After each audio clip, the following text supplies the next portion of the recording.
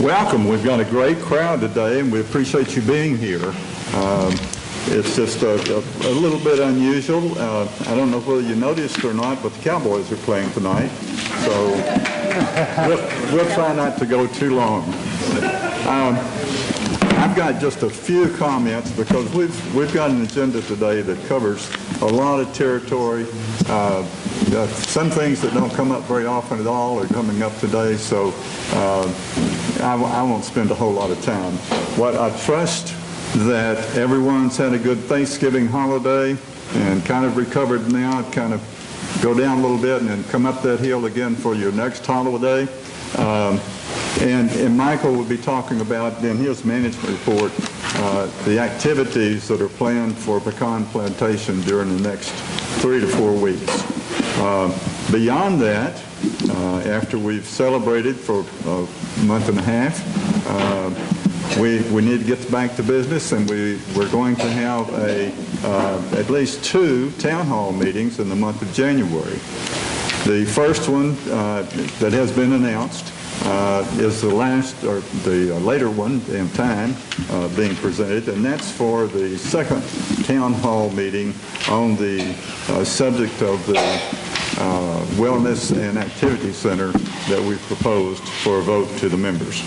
That one will be coming up on January 24th, okay? And then on January 5th, which is our next board meeting, we'll have a town hall meeting combined with that board meeting. The board meeting will start a little bit later that day, and immediately after we finish with the business on the board, we'll open up a town hall meeting. And I'll ask one of our members who is a representative to the communications committee to make some comments about timing and questions that can be submitted. Okay, thank you, Mr. President. In today's columns that you should have received, there is a letter from Mr. Ward, and in that is a link where people can submit questions. Any questions that you'd like to ask in the town hall meeting, we will take all those questions. We will prepare answers. We will try to answer as many of those as we can at the town hall meeting, which is scheduled for January 5th. The board meeting is scheduled for 6th. The town hall meeting will follow directly after the conclusion of the town hall meeting. So if anybody has questions that you've just got a burning desire to get an answer to, now is your opportunity to send it in. We will, in the town hall meeting, be accepting some questions from the floor. The town hall meeting is going to be limited to 90 minutes, so we'll try and get through as many topics as we can in that time. And I just ask everybody, if you've got a question you'd like to ask, there's a link in today's columns, and go ahead and send your questions to that link, and we will answer those questions that evening. Thank you, Mr. Carnes. It seems to be in good hands with the Communication Committee, and we expect this to be a very beneficial and informative meeting. I think I'll go to the next agenda item now. As we always do, we have an open session for any members that would like to address the board.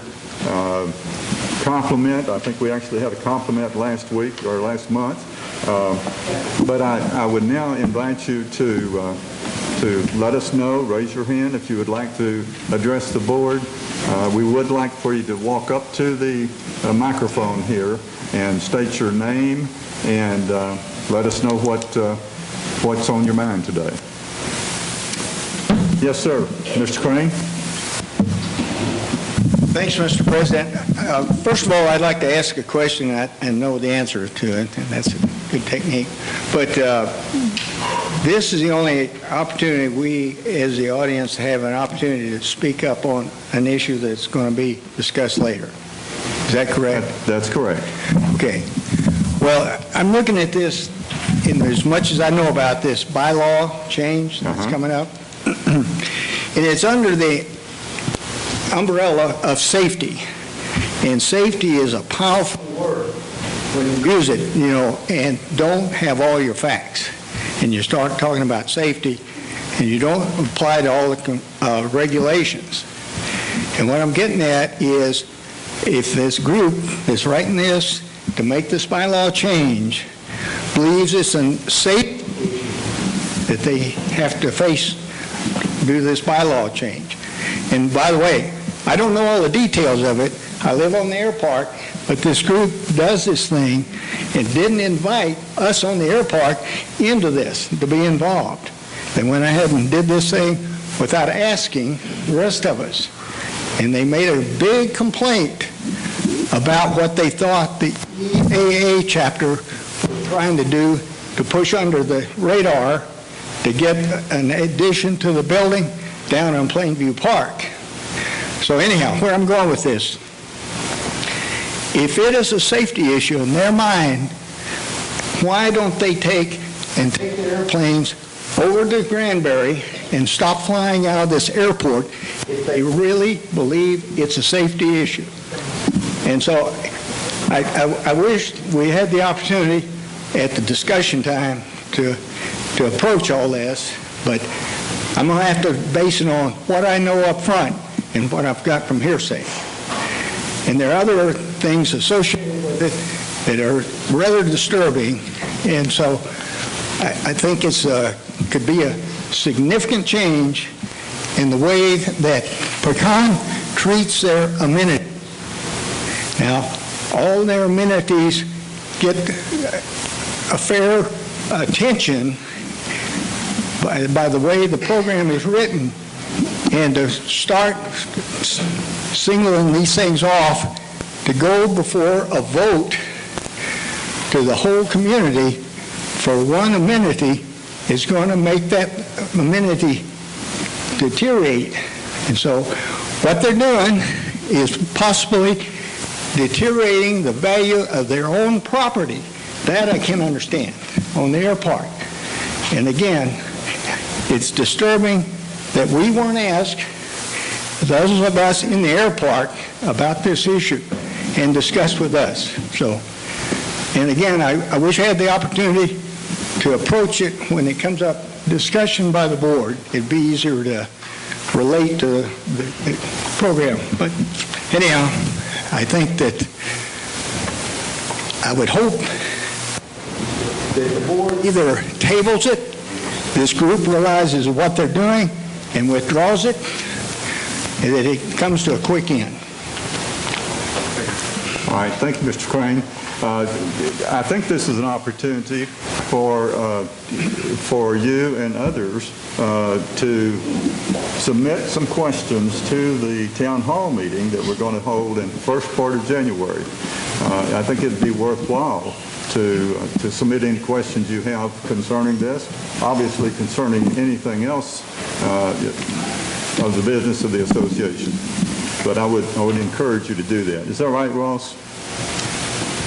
Yeah, that's correct. And I think there's going to be ample discussion about this bylaw change later on in the meeting, so hopefully we'll address the issues that you have.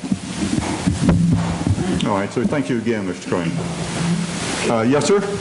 Well, could you come over to the mic? Go up the mic, please. I understand. Okay, thank you. And state your name. My name is Robert Newton. I live in the air park. And I remember the last time I spoke before this fine board, we were talking about Glen Rose Hospital, and it's doing well.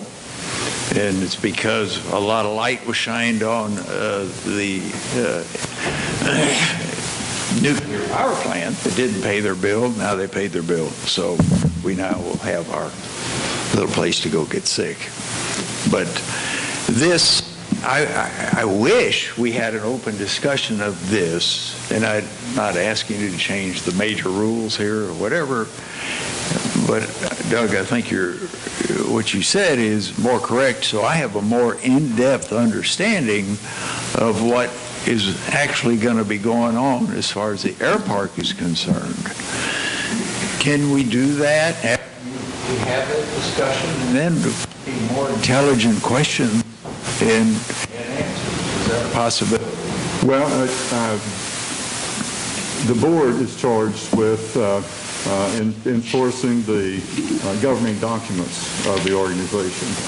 And one of those governing documents, very important to us, is the bylaws. And what we're going to do is address this request in accordance with the bylaws and the provisions that have been made in there. I don't know, other than the town hall meeting that's scheduled, that we would have time to put together another discussion before that time. Okay, the town hall meeting, no decision is going to be made till after that, is that correct? On this bylaw? We're not making a decision. On our agenda, we will be invited to vote to adopt or reject the proposed bylaws change today. Okay. Then I have a few questions to ask, to clarify, and I think it would help everybody here. Is that, from what I understand, and I don't want to be mistaken by making a statement, is that we are abrogating the authority, we being the people who live in the air park, and distribute that authority to all of the residents on Plantation. Is that correct or not? For what happens in the air park? For addressing the CNRs that apply to the air park, they can be changed, but the request is to change the bylaws. And it does require, the bylaws does require a 66 and 2/3 vote to approve a bylaw change. And that's of the members voting in our meeting, in our annual meeting. Okay. If you want to change the CNRs applicable to that piece of land, then it'll be 66 and 2/3% of all lot owners. Okay. So some of the things that I heard Jim Crane say was that it can be put out for vote, or what some of the pilots do safety-wise, and the whole subdivision would have input into that on how we operate our aircraft, or what, is that correct? You want to talk? The proposed change, which by the way is available, and you can read the details of it. Right, and that's only it proposes a purported runway safety area, and it refers only to structures on the airstrip and the airport. Doesn't apply to, at least directly, to the actual aviation practices and operations. That's correct. Although it may have an impact on it, as we'll discuss. Well, it would, yeah. Okay. Well, in my mind, we kind of got rid of almost done an administration of this country that overstepped its bounds and overstepped its regulations, and thank goodness for that. And I'm wondering, are we doing to ourselves and shooting ourselves in the foot about letting a mass group control what in the air park is a very, very unusual situation compared to the archery range or compared to some of the others? This to me is like the captain of an airplane getting ready to land and going back and asking the passengers, am I doing this right? Is this going to be the safe way to do it? Aviation is an animal to its own. There may be decisions made out here that once this bylaw is passed, that the people, not that they are stupid but ignorant of what really would affect aviation, what buildings might affect aviation, might affect our ILS approaches or not, might have, and they would not understand.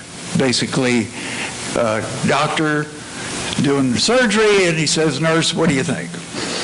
Okay, there is a lot to aviation, and could be some decisions that could be catastrophic to the air park residents. What we're doing, excuse Go me. ahead, Doug. What we're doing is we're abiding by the governing documents of the organization, and to the extent some of the questions you have, those may not be covered by the governing documents. Right. Now, if that's true, the appropriate way to make that change is to go to the membership and change the bylaws, change the declarations of a specific area. But we're working with what we've got today. Okay. Let me make just a comment. Bob, I think you make a very valid point in the idea of regulating what happens in an association like ours. Because, it's a kind of a slippery slope. You can put safety zones all over this place, around the air gun range, around the pool. So we have to be very careful what we as a community vote in, but at the same time, we have to follow the documents we have right now, and that's the tough part about HOAs. Well, it is.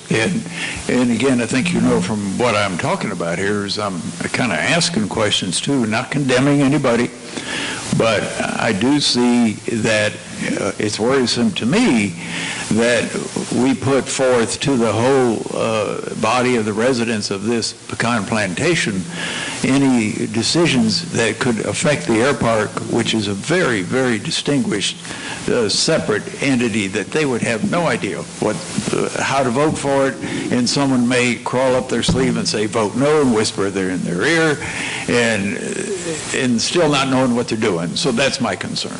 Okay. Could I just say one thing? Yes.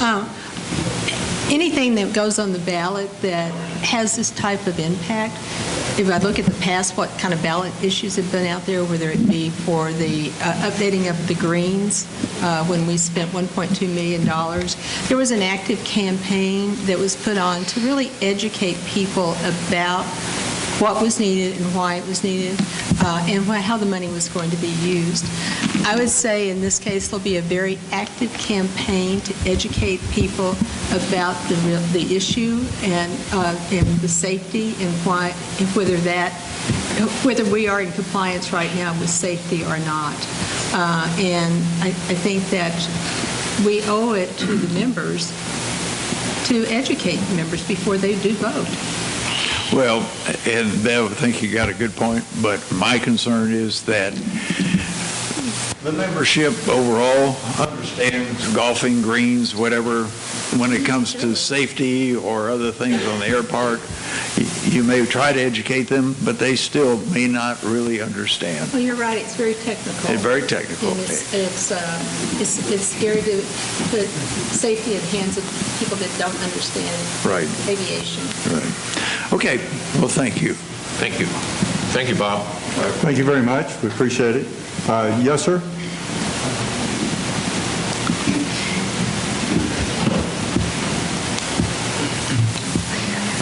I'm Craig McAllister, and I live on Ravenswood. I was in the Air Force, I was in the military, I was a prison chaplain, and I know what safety takes. I am not a buffoon. I can read, I can learn what's going on, and I have a right to vote on what is proposed to the HOA. To bylaw changes. I have a right to vote for them or against them. That is my right as a member of Pecan Plantation Homeowners Association. And if this board denies me that right, then is this board legitimate? That is my question. All right, sir. Thank you. Mr. Maurer?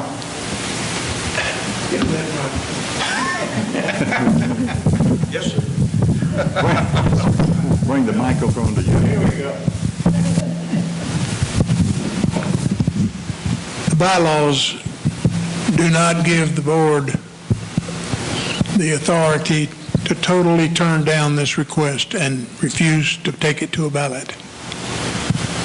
They must take it to a ballot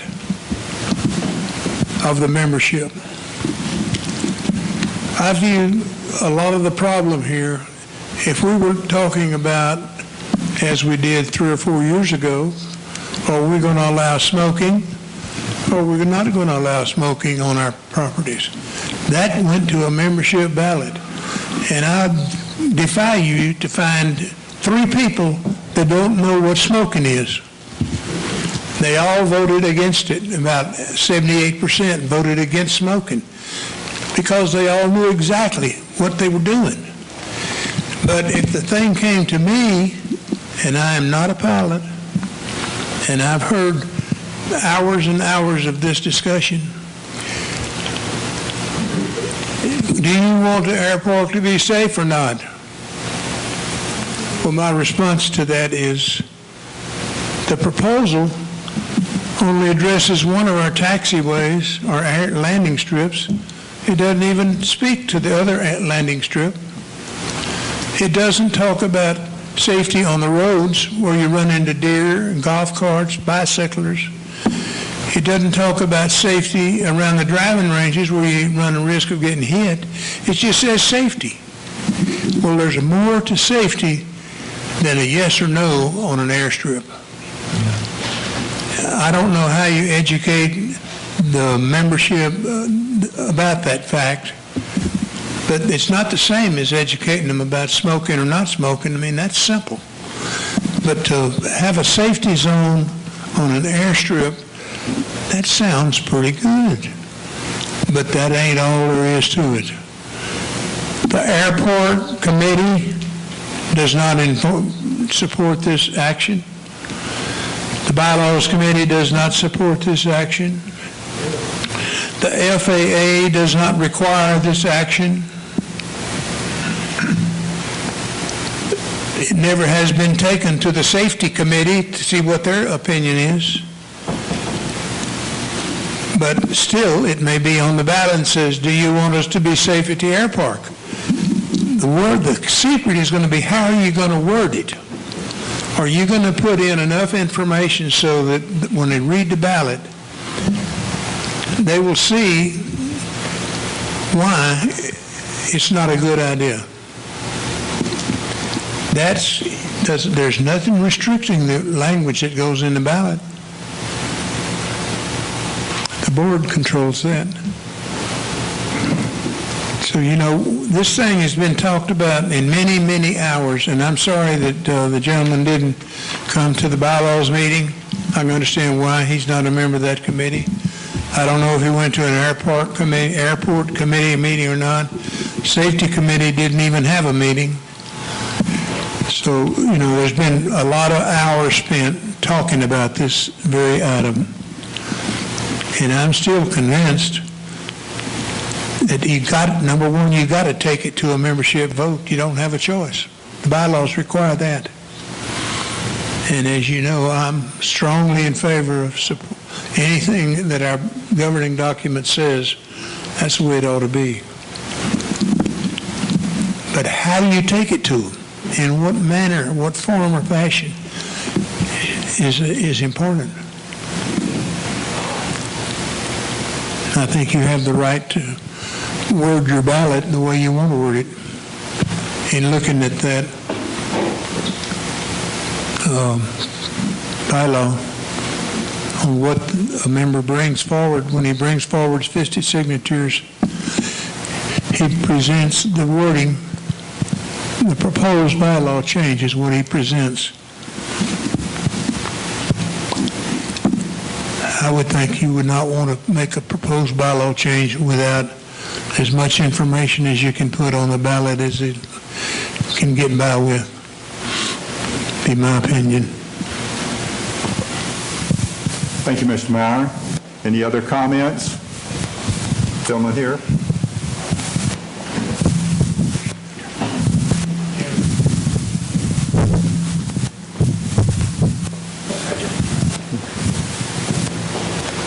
Hello, my name is Pat Stewart. I not only live in the air park, I live on the runway on the north end on the west side.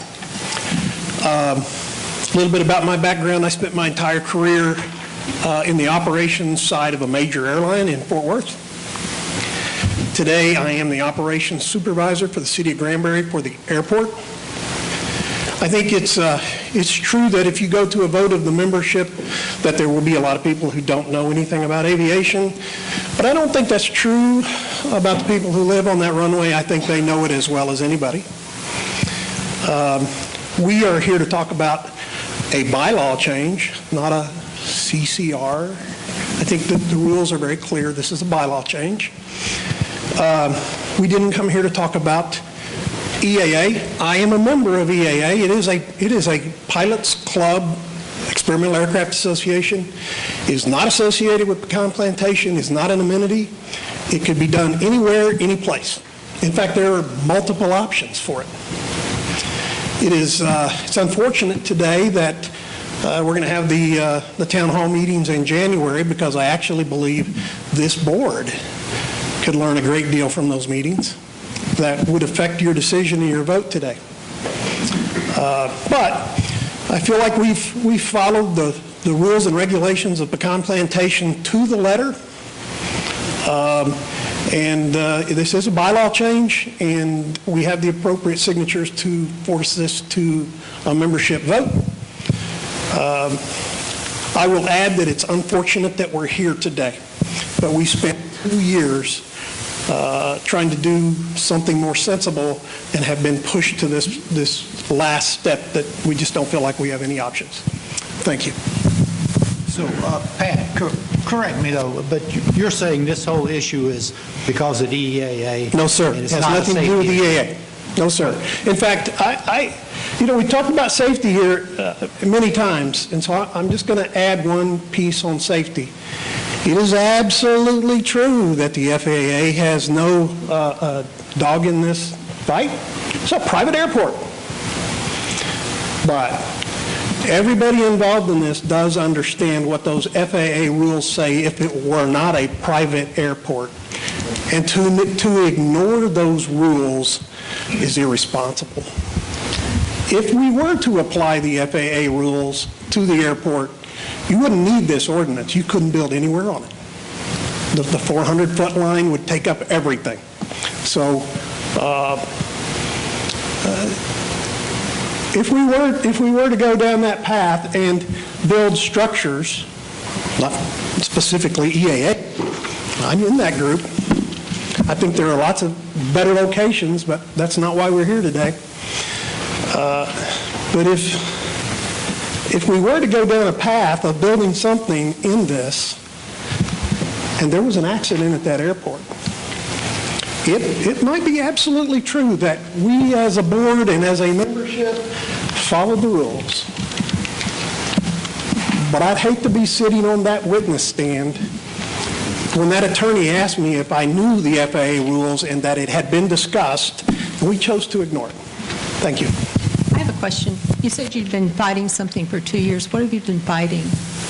The idea of building a structure on this property. So you have been fighting the... Oh, yeah. There's been more meetings, and there's been 3 proposals. So being honest with us is important, too. Absolutely. Right, and to be specific here, the FAA rules that apply to Granbury don't apply to private airspace. Absolutely, that's true. My only And so point we here are is... not failing to comply with FAA. We are not failing to Okay. comply. My only point that I'm trying to make here today is that if this were a public airport, you wouldn't build anywhere. And Including your home, is that correct? Excuse me? Including your home. That's true. Okay. That's true. I want to make that point. You want to buy Using the this property? argument, I don't You know. want to buy the property from me from Pecan, I'll sell it to you. Okay. But what I'm trying to tell you is, you know what those FAA rules are. And if there's an accident on that field, I promise you, whether we're a private air park or not, it will be an issue. Thank you. Well, just a question again. It would also be an issue for the existing structures that are inside that proposed safety zone, wouldn't it? Yes. Yeah, okay, that's all. Thank Including you. your home. Thank you, sir. Appreciate it. Over here, Doug. Oh, No, that's... Oh, okay. I think he was first. Go ahead. I'm Ray Lewis. I'm unfortunately the chairman of the airport committee. It's not a fun job. Most of the people here are friends and neighbors, and I'd love to get past this and claim that that's still the case. Some people are making that very difficult by making statements like you just heard.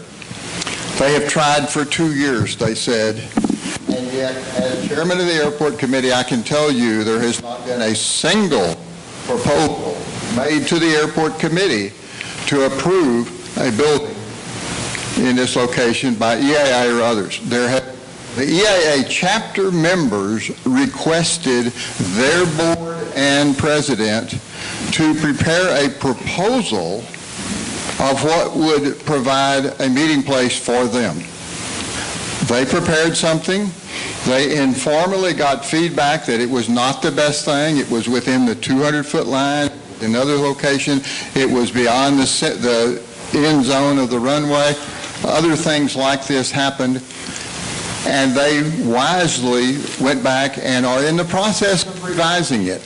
They've made it smaller, shorter, relocated it, and done several other things to improve the look, feel, safety, and everything else about the thing.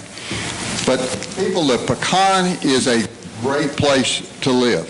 We have a great procedure of checks and balances and committees and work structure and volunteers and things like that. Things have to go to the airport committee, then they have to go to finance committee, they have to go to maybe safety, they have to go to the board. All of these things work, and they have worked for decades here. This thing that he mentioned, and he said it's not about that, but then he mentioned that as the reason he was forced to do it. So that's a circular argument. The reason they're here is because he's thinking something might happen, but he's never started the process. He doesn't know what might come out of it, and yet he's going to set a precedent to take control of this major piece of amenity out of the hands of the board. We don't know 20 years from now if it would be necessary to build an ILS structure, as someone mentioned, or if today there's a bathroom with a failing toilet.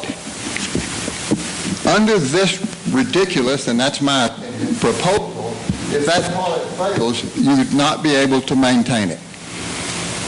We currently have lighting, pilot control lighting on the field. When you come in at night, you want to land, you click it 5 times and it controls the lighting. Under this ridiculous proposal, if that transformer, or whatever you call that regulator on there fails, the bylaw says you can't maintain it. These kinds of poorly thought out things are why we have a bylaws committee that looks into stuff like this and carries it forward. Why we have an airport committee to look at it from the airport standpoint. Why we have a board that represents all of the people of Pecan. The process works. It has worked for decades. This is the best value of any place in the world, as far as I'm concerned, of a homeowners association. I was on the board, and I looked at and mined the data of what it costs to live here for our amenities compared to other places in the country. If you look at other country clubs that have the same amenities, we have the lowest dues. If you look at other country clubs that have the same dues, we have the most amenities. This place is a great value and a wonderful place to live, and I would strongly encourage that we not. Now, I know the laws, the bylaws say they got to put this forward, and their hands are tied, unfortunately, because they found a wrinkle. Perhaps this tells us a story. When someone comes up with something this far out and this strong, poorly worded, maybe we need to change the bylaw to something other than 50 votes. Because at one time when we only had 200 votes, 50 represented 25%.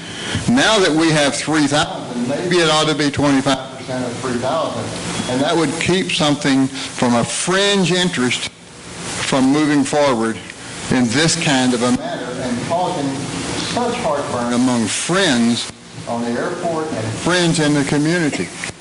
Whoever said it a minute ago is not a voter. He is right. He has every right to vote. He can be educated. My problem is not that people can be, it's will they be. Will they take the time to learn Or will it just say, this is something to improve safety, therefore go forward with it? So there's a real risk to this. My also concern is that if someone says, okay, we've got a little widget of something we want to do here, so let's just get 50 signatures, which is 1 or 2%, and let's run a ballot up and put it on the ballot next year. And a fringe group allows us to push something that sounds good but isn't. We have an organization, we have people who volunteer. The reason it's such a good value around here is because partially because we're not a city, and people that volunteer efforts on the committees that work so hard to make this a better place don't get paid. They do a volunteer work. I don't get a penny. These guys don't get a penny for being up here. And they're trying to do what's best for the community and allow some small group to bypass that and to force something. I think, personal opinion, it would be a great mistake. Thank you.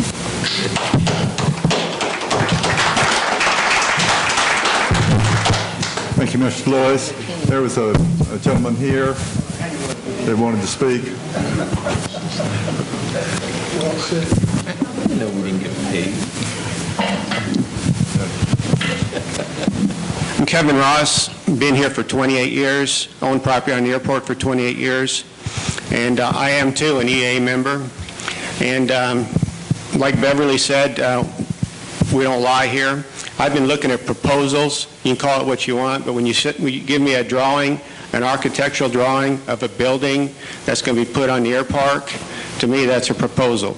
They keep telling us it's not a proposal, but I've seen that proposal redone and presented at least 4 times, and it's certainly been over 2 years. Okay, what we're talking about today is, excuse me. We're going to talk safety today. I'm off that subject, okay?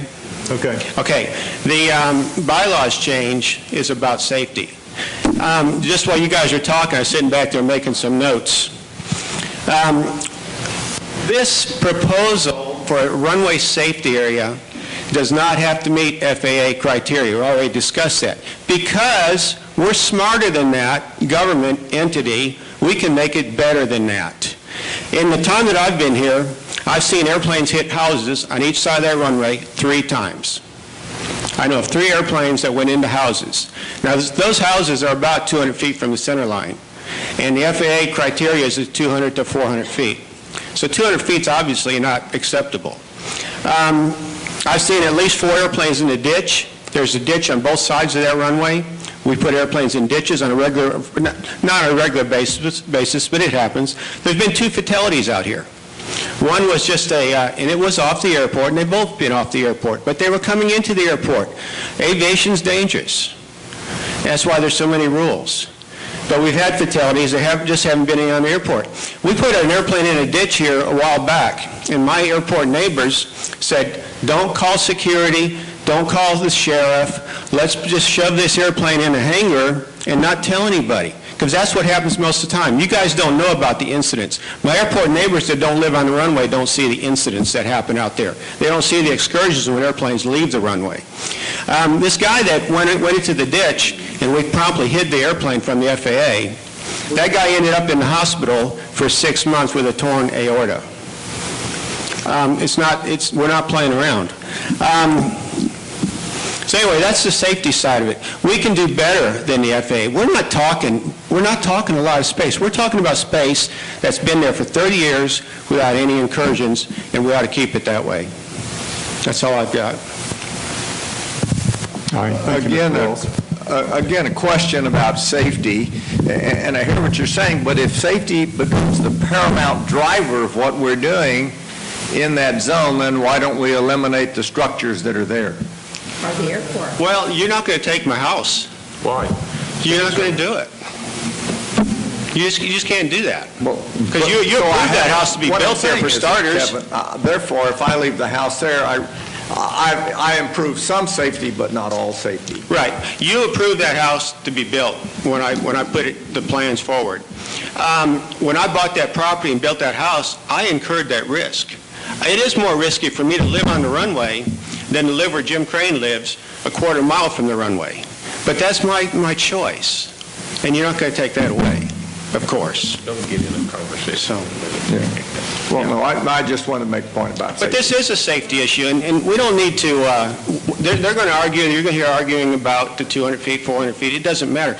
We've got a tie-down area there, it's a transient area, it's used for nothing. It's used for transient airplanes. You might even consider, and this is a new subject, maybe for the future discussion, but I don't know why you don't just go ahead and close Plainview Park. What does Plainview Park, the only thing Plainview Park does for you, with those bathrooms you got over there that are leaking, of course, is it gives the workers, the people that cut grass out here, primarily someplace to stop for lunch and do their business. But Plainview Park was not established when this development was established. It was established when Housemans paid to have the old fire station moved for their own visual value to improve their property value. There's no reason to keep Plainview Park. Okay. You don't have people from Pecan sitting over there watching airplanes. We gave you guys an 8 by 10 glossy a couple of meetings ago where you had kids playing on the runway and the parents were sitting there under the pavilion. And, inviting people to the airport might not be a good idea at all. So, Thank you. safety. Thank you, sir. We've pretty well used up our time. Hold on. Is there anybody else that wanted to make a comment today? All right, sir. Let's make one final comment, and then we'll move on in our agenda.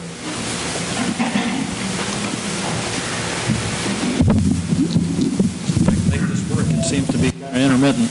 My name is Paul Pickering, and I'm relatively new inhabitant of Pecan Plantation. And I'll be honest with you, I'm very sad that I came to this meeting. I see such a diversity of, anger, especially I've heard a few people who are angry about this proposal or whatever. I really don't care whether the EAA puts a hangar within 200 feet or not. But I read the proposal, and one, I'm not even sure it's legal. From what very little bit I understand of bylaws and rules and documents that have been in existence, if it's a bylaw change and it's legal to propose it, then it's something that needs to be talked about and voted. If it's something that's not even legal to be brought up, then I don't even know why we're talking about it. But I think we all need to give and take a little bit if we're all going to enjoy living here. And from what I saw the proposal, it seems like we're going to do 200 feet on one side of the runway, but the people who already live and have their hangars on the 200 feet, it's going to be safe on this side, but it's not safe on this side. Doesn't make much sense to me. If it's just to keep somebody from doing something, I think that's just kind of selfish. If the buildings that are there at the end of the runway per FAA are not in a good spot, maybe the heliport needs to move over a little bit so it's safer, so we can take people out of here on helicopters when we need to. If the bathroom is no longer any good, maybe we need to move it over. But to just take that piece of ground and say you can't do anything with it anymore is really not fair to the people who already live on the runway. And I agree, whoever mentioned that nobody came to ask me. I don't live on the runway per se, but nobody really has come in, before they made this bylaw change proposal, asked me. I thought they think they should get a little more involvement with the people who actually live there. Anyway, that's my 2 cents. I'm sad, and I enjoy living here a lot, and I think personal responsibility goes a long way in making this place a safe place. There are people who probably operate off the airport in a manner that could be a lot more safe and a little more courteous, and I would love to see people do that on a voluntary basis. I know I don't make any turns till I get to the river and try not to ever come over low where I don't have to because I care about the people who live here. And I care a lot about safety, but I think this is the most ridiculous thing I've ever heard. All right, sir, thank you. And thank everyone else for making comments today. I apologize for cutting it off now, but we've got to have a stopping place and get on with our agenda. And again, thank you very much. Going to the next section in our agenda, we're going to address the minutes of the last meeting. And Mr. Jakely is our secretary. Do you have a motion for that, John? Yeah, Mr. President, I make a motion that we approve the minutes from the November 3rd meeting as written.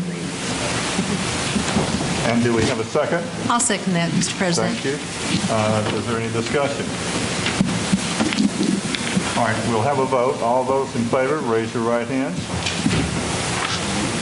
And those opposed, same sign. That passes. Thank you very much. We'll go to the, we'll go to the financials now on our agenda.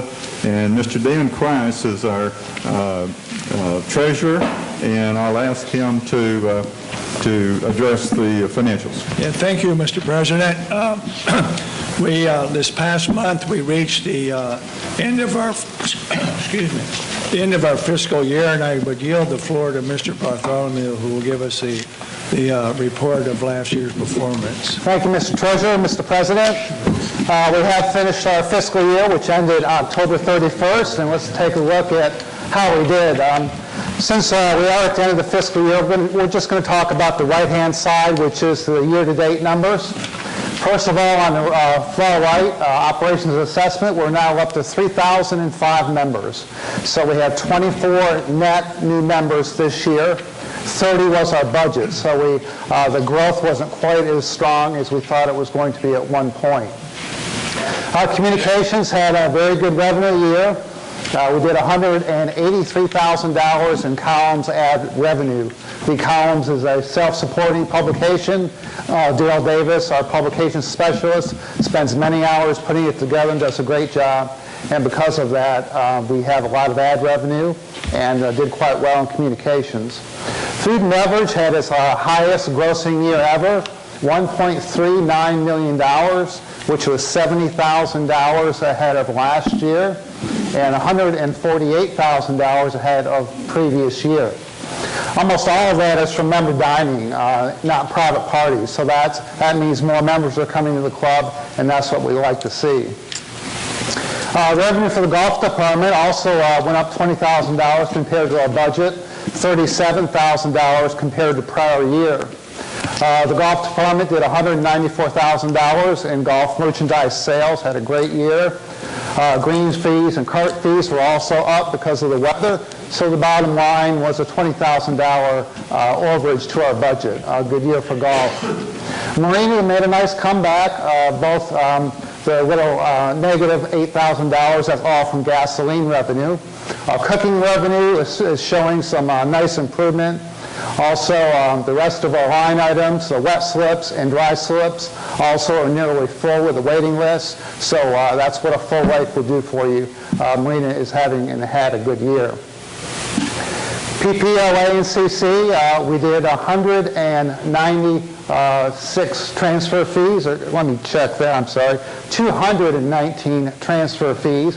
And that is whenever a house exchanges hands. So that is a lot of home sales, 219.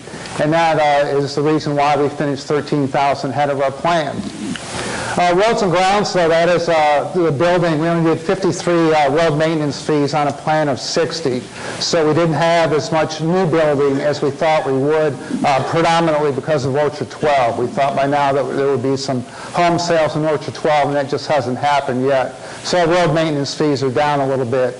And you might have noticed there's not many lots available other than Orchard 12 and a few others throughout the association.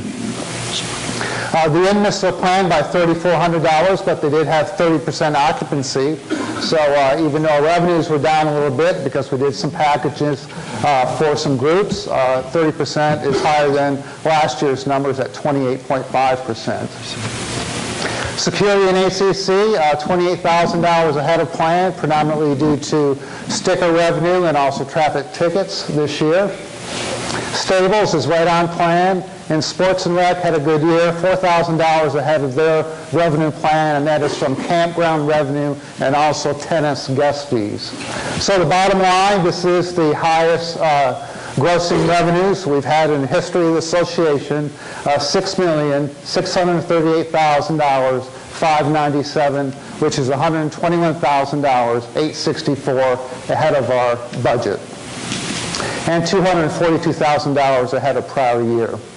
Cost of goods sold, you can see they're in relation to the increase in food and beverage sales. The costs also go up. Golf, because we had more merchandise sales than we were budgeted, our cost of goods sold is also up. And because we didn't sell as much gas as we thought we would, the marina cost of goods sold went down because of that. Taking a look at labor, we did spend $37,000 more than our budget on labor. Food and beverage, obviously, as you have more business, it requires you to have more labor. We were short-staffed in the kitchen for most of the year. We now have a full staff, and so we had to incur some overtime. And so we'll be working hard next year to try to control that overtime and get that labor number down just a little bit. Golf department finished ahead of their plan or spent less than their budget. The marina, due to their increased business, they spent $3,200 more than their labor budget. Roads and grounds, we wanted to hire somebody just to take care of the packed grounds. We weren't able to do that this year to keep somebody the entire year. So because of that, we were down one person, had to incur some overtime in roads and grounds, and Daniel had to take and send somebody over to the pack on a nearly daily basis to take care of that area. Security and ACC, due to the extra patrols, you can see we spent $22,000 more than our budget, $41,000 more than prior year on our patrols and our coverage in the association. Stables, right on plan. Sports and rec, $20,000 to the good. And facilities maintenance spent $10,000 less than their plan, and that was due to we have an individual who's out on medical leave. Going to expenses, you can see we spent $25,000 less than our budget on expenses. You can see all the positive numbers there. Those numbers are the departments that we spent less than our budget. Communications, food and beverage right at the budget. Golf, $20,000. You can see up on top we spent $20,000 less on our labor, but we put it back into the golf course through increased fertilizer, pesticide applications, and also irrigation repairs. Other expenses for the marina missed plan by $7,800. That was predominantly due to the increased business, more paper, more plastic, and also we did some minor renovations to the marina this year. The rest of the departments, member services, general and administrative, were ahead of plan. The only other department that missed for other expenses was facility maintenance, and that was off by $3,700. I might want to make mention on G&A. There is one large number right there, and that is a penalty for the Affordable Health Care Act. 3 years ago, we had to opt out of offering group health insurance to our employees as it reached unsustainable levels of $1,000 per month. And so because of that, we came up with a new benefit retention package of vision, dental, short-term, long-term disability, and a small life insurance policy to replace it. But we're still spending less than we did before. And what it was doing is it was disenfranchising a lot of our employees who are able to get subsidies by going out on the marketplace because of their income level and their family situation. So we felt that was the proper thing to do. And now when we take it all to the bottom line, here's how we finished the year. On the right-hand side, communications, because of the ad revenue, 16,000 positive to plan. Food and beverage, we did lose $32,000 for the whole year on a plan to lose $13,000 missed to plan there. Golf finished ahead of the plan, so did the marina. Good to see the marina finish ahead of the plan by $2,800. Membership services ahead of the plan. Roads and grounds, due to the overtime and the extra expenses that we had to incur, we had a miss in roads and grounds. Predominantly due to our new member services manager, Aaron Reed. Aaron's job is to increase member satisfaction to the membership and to increase participation, and he's doing a great job. So we're happy to have him in that position. All the rest of the departments exceeded their plan, and so the bottom line at the end of the fiscal year, $72,225 positive net income on a plan of 1619 for a positive variance of $70,606.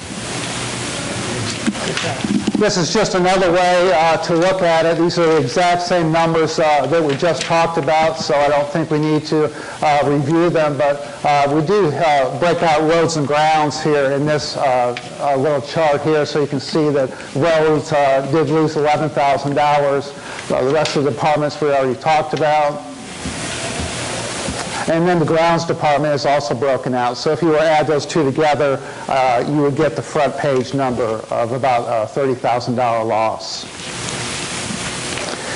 All the other departments we've discussed, and this is very interesting. This is where we broke out the pro shop and the golf course, and you can see the increased revenue in the pro shop compared to prior year. The pro shop is a positive, $184,000, $16,000 ahead of the plan. And we spent $620,000 on the golf course this year, and that is the most that we've ever spent in the history of the association.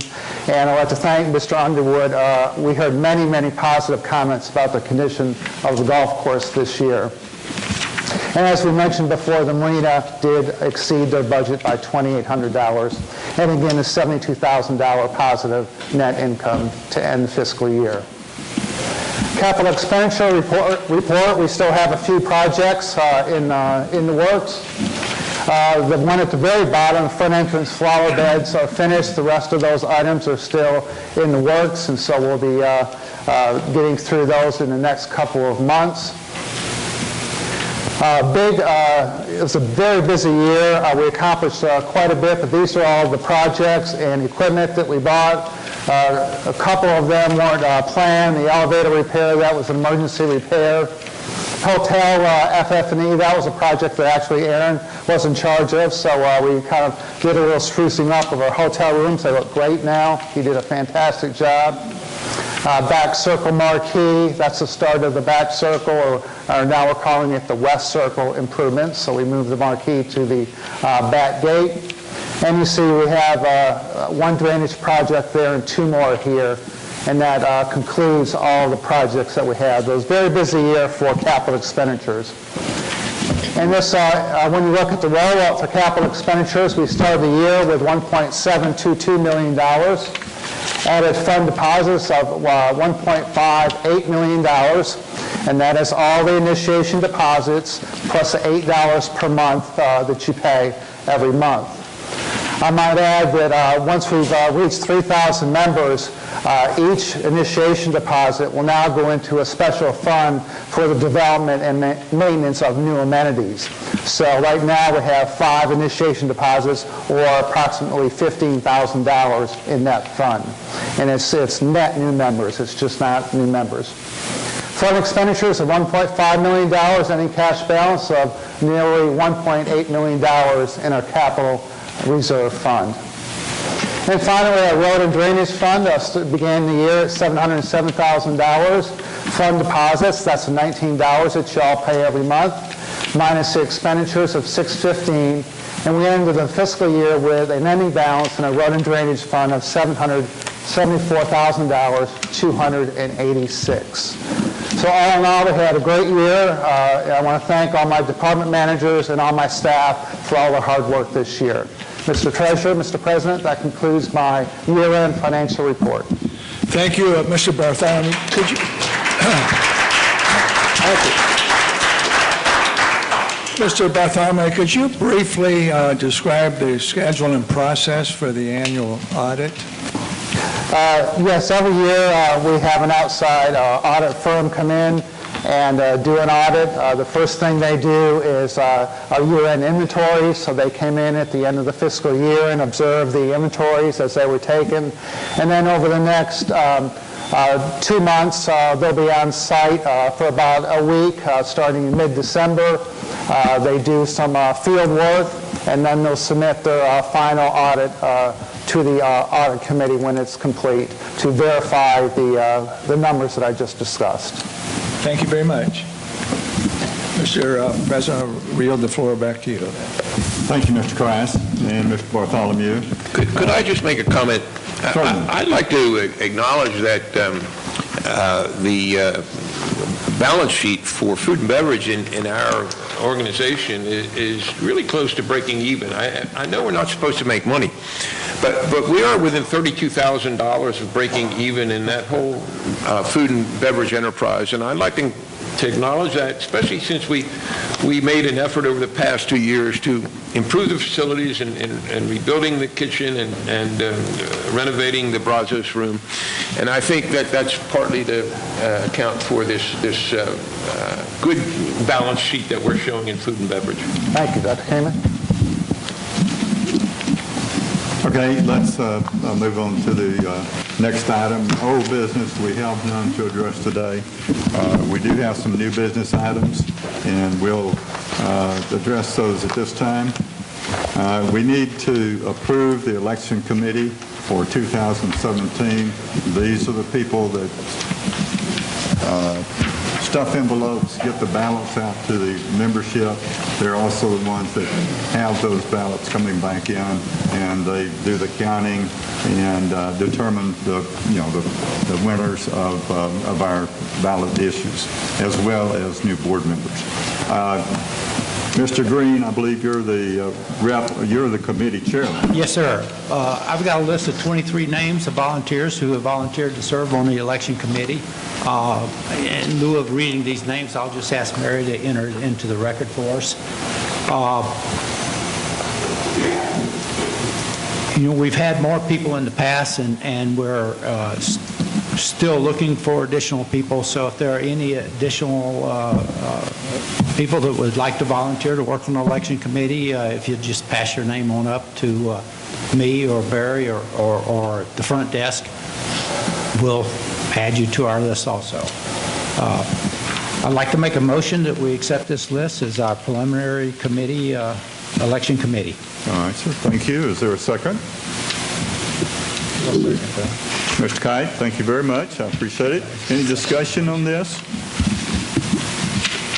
I would make one comment. I believe that we put a volunteer sheet out at the front desk for this committee. Yes, we did. Is it out now? No, it's not. Okay, but it will be at some point. You'll probably pick up a few more. Right, we can put it back out. We'll put it back out on the front desk, and we're happy to take additional people if they'd like to volunteer. All right, sir. Thank you, Mr. Green. Appreciate it. The next item on our agenda is to approve or disapprove. Mr. President, I made a motion to approve the list. Got to vote on it. You need to vote. Oh, we sure do. Okay. The approval of the election committee, we need to take the vote. All of those in favor of approving that committee, please raise your hand. And opposed, the same sign. Thank you very much. The motion passes. Okay, the next item is to address DCR BL 1611-001 to change Article 6, Section 5 of our bylaws. Can we have a motion for that, please? Yes, sir. Mr. President, I'd like to make a motion that we accept this change to the bylaw. I'd like to make the motion. All right, sir. Is there a second? I'll second it. Ms. Franzen, thank you. I appreciate it. Any discussion on this? Yes, sir. I'd like to make a comment. This bylaw deals with how we process the ballots. Mainly, right now, our procedure is to have 3 envelopes, one that goes out, and 2 envelopes that come back. This bylaw change will just strike the specific process to delete the white envelope.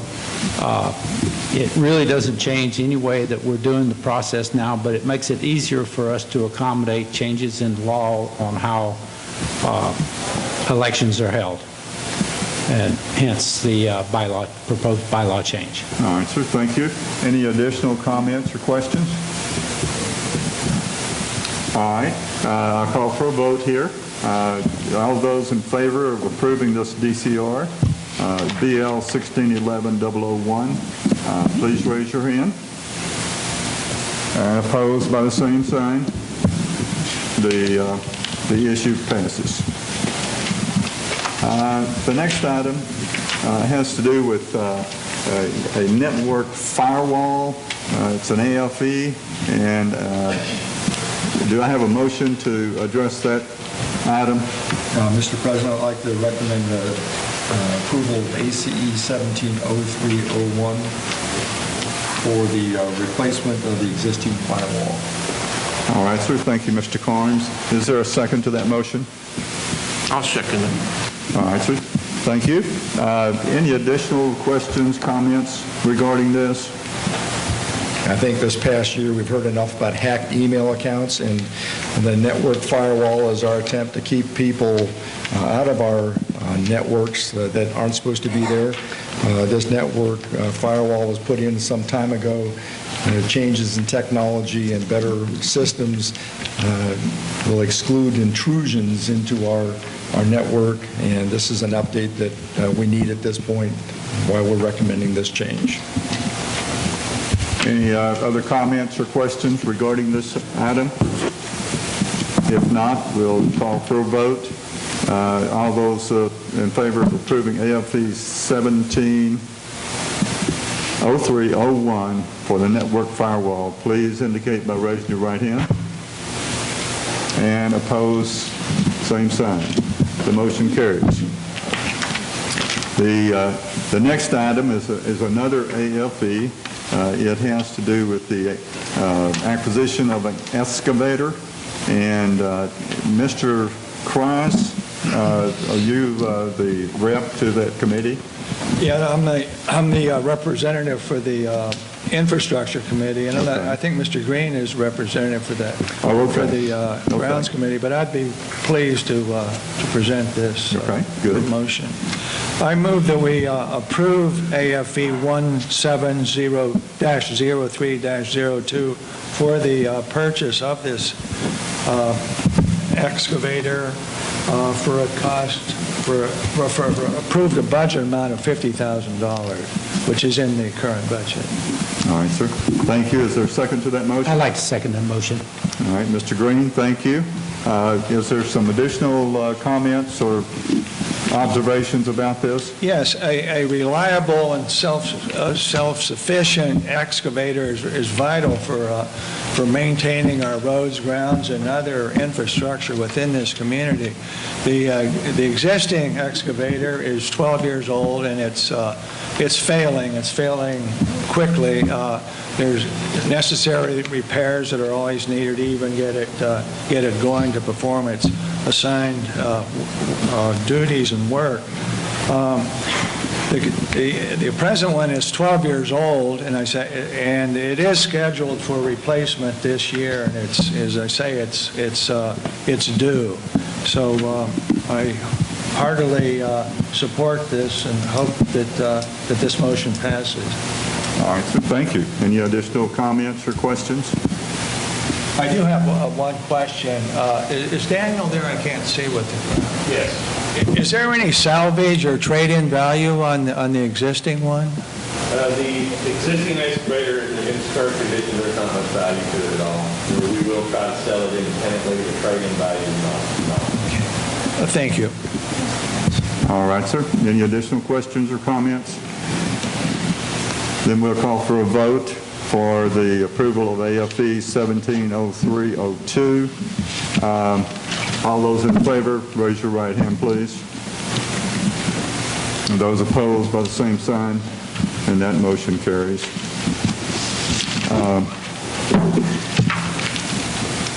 Let's see, the next item I've got is a petition for bylaw change. Is that what we should be addressing right now? Okay. All right, we need a motion for the petition for the petition for bylaw change to change Article 4. Mr. President, I'd like to make a motion for DCR 1611-002 to amend Article 4, Section 5 of our bylaws. We have received a request from a member to amend Article 4, Section 5 of our bylaws. This request deals with the overlay of the safety zone within the airport landing strip area. This bylaw request specifically states that no permanent structure or building be constructed, donated, replaced, maintained, repaired, or renovated on the airport common facility or association property. And that's in the bylaws, Article 2E. In making this motion, I recommend that the board adopt the recommendation of the bylaws committees to reject the proposal to make this bylaw change. I'll second the motion. All right, sir. Mr. Jakely, thank you. Any comments? Go ahead, Mr. Conn. Excuse me. I'm opposed to the proposed change in the bylaws, airport bylaws, for several reasons. First, as written, it prohibits the maintenance of any structures currently on the airport. Specifically, that prohibits the renovation of the Plainview Park Pavilion and restroom facilities that has already been authorized for funding in the current fiscal year. But it also prohibits building any structure or equipment needed for any planned or future navigation aids to enhance safety on the airport. It would also prohibit the maintenance of the airstrip itself. It would also prohibit the maintenance of the airstrip if interpreted literally as written. Additionally, as written, it would prohibit enlarging the paved area at the fueling station to more safely park aircraft waiting in the fueling queue. I have made the effort to measure the dimensions of the airstrip with a builder's tape, and I've discovered that all of the hangars and homes on the west side of the strip are within 140 feet of the strip, and 165 feet of the center line, well within the runway safety area proposed. Further, all of the homes and hangars facing the east side of the strip, beginning with Mr. Cash's house, and including all those to the south, are within 175 feet of the strip and 200 feet of the center line. Most troublesome, however, is that the entire ramp up to the bar ditch on the east side of the ramp is within 350 feet of the strip, and thus would be excluded from use to erect even temporary structures such as those used at the annual fly-in. By specifying that particular exclusion and noting that the writer is well aware of the import of the words themselves in the proposal, I am convinced that there is another rationale behind this proposed change in the bylaws. Second, as written, it would require a supermajority of those eligible members voting if it appears on the ballot in March, for which Mr. Cash has already secured the required 50 signatures on a petition to do just that. 2/3 of those signatures are from members who do not reside on the airpark. And even if the petition does pass, an outcome that is unlikely, its restrictions will be unenforceable according to the legal interpretation of our bylaws and rules and regulations. Indeed, it should not be a bylaws change, but a change in the declaration of our association, which would require a supermajority of all members eligible to vote, an outcome that would be absolutely unattainable. In summary, even though it is proposed as a safety enhancement for the airport, excuse me, its implementation would jeopardize safety. And if passed, its restrictions would be unenforceable and would impose needless legal challenges on the association for the development and maintenance of the airstrip. Despite the anticipated proposed ballot vote, I urge the board members to reject this proposal. And following this rejection, I would urge Mr. Cash to withdraw the petition rather than impose a needless burden on the association's resources, which a ballot process would require. But if the petition does appear on the ballot, I would urge the members voting to reject this poorly conceived and improperly placed proposed bylaws change. Thank you. Thank you, sir. Mr. Chaney, I appreciate that. Any other comments regarding the proposed motion? Do you have a second for his motion? I seconded it. John did. Thank you, John. All right, I'll call for a vote. Before we do that, Ross, could you just restate your motion? You don't have to include all the verbiage at the bottom, but just restate your motion. Just I'm making a motion to amend by DCR 1611-002 to amend Article 4, Section 5 of our bylaws. And the motion was to reject.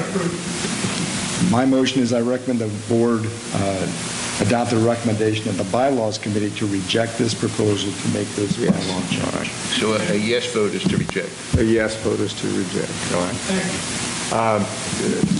All of those in favor, please raise your right hand. And those opposed by the same sign? Okay, the motion carries. And I will say that we have another item on our agenda here that pertains to the petition for the bylaw change. Remember that they requested... Get your mic a little closer up. Okay, I apologize. Thank you. The individual that proposed the changes that we just voted on and they were turned down has already created a petition and has submitted more than 50 members signing that petition. We have gone through the process of verifying that at least 50 of those members are qualified to sign that petition, and therefore the board has no other action or no other means other than to move this to the ballot. We will do that for the March membership meeting, and we've been advised by council. Thank you, John. We've been advised by council that it would be recommended to put a note in our ballot that explains what the proposal is and the fact that it will be null and void or non-enforceable if it passes. It's more appropriately a CNR change as opposed to a bylaw change. We will, as someone talked about earlier, we will be writing that ballot within the next few days and include that in that ballot as well as potentially some other items. So that's the disposition of the petition for the change in the bylaws. Item number 7 is committee management recommendations requiring board action, and we have none of those for this meeting. We now come to the point to ask Mr. Bartholomew if he will give us a management report for the time period. Thank you. Thank you, Mr. President. First of all, a big thank you to the Pecan Plantation Women's Club for all the decorations throughout the clubhouse and the association. Each year, they go out and purchase new decorations. This year, they're the best ever, and I'm sure they'll continue to be improved each and every year. A tremendous amount of work goes into that, so on behalf of everybody in the association, thank you to the Women's Club. As far as right now, we do have an issue with Channel 191. We haven't been able to uncover the exact cause, but we do not have Channel 191, so we're not going out live, but we are recording. We're trying to find out exactly the issue so that we can get Channel 191 up and running again. Coming up this weekend, the Pecan Volunteer Fire Department EMS Auxiliary will have their annual casserole and bake sale in the clubhouse lobby from 9 a.m. to noon. On Sunday, selfies with Santa and Mrs. Claus will take place, so if you have kids or grandkids in town this weekend, great opportunity to have some Sunday breakfast brunch and then sit on Santa's lap from 10 o'clock until 1 o'clock on Sunday. One of the great things that the Women's Club does each year is a Christmas tour of homes. Reservations are required. You'll be able to visit 7 beautifully decorated homes, and there are 2 options, a brunch option from 8:30 to 11:30, and also a dinner package. In addition, you can also enjoy Santa's Workshop and Bakery. The Women's Club does a great job with a lot of baked goods and Christmas gifts that you could purchase for those people on your list. Toys for Tots golf tournament. We do have a container both here in the clubhouse and the pro shop. That is a big event every year. I think there's already 7 bicycles down in the golf shop. The Pecan residents really support that effort, so even if you're not a golfer, aren't playing in the tournament, you can still donate a toy, and we'll make sure it gets to the Marines. They'll come and pick it up, and it'll get to a kid who needs a toy for Christmas. One of our biggest days of the year is our annual Pro Shop balloon sale. That'll take place on December 13th from 3 to 6 o'clock. You can pop a balloon and get a discount from 22 to 50%. And there's one free balloon, and that is whatever you have in your hands at the time. So if you have a new set of golf clubs, 3 shirts, and 3 dozen balls, it's all complimentary. So it's a lot of fun. It's down in the Pro Shop. After that, you can come upstairs for the Pecan Plantation Member Christmas Social.